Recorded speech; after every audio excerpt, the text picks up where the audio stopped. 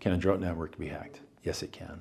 A drone really is no different than any computer or printer or any other type of device in what you would call a network. And you see these networks everywhere. You see them at home, you see them at school, you see them in small businesses, you see them in large corporations, you see those at the airports. Everywhere we go, every device, even when you join Wi-Fi at the airport, you're joining a network, so to speak. And you can be hacked there. You can be hacked anywhere that a device can join a network, it can be hacked.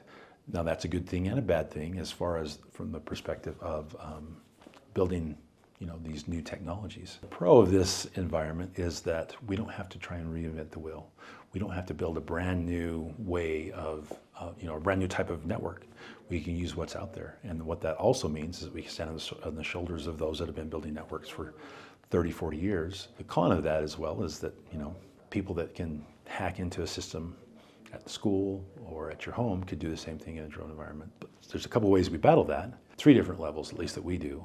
There's some new ones that we're looking into as we go. But the first one is that we use this, like I mentioned, the typical network security protocols. We all know those, and we use those same types of things called layer 2 network.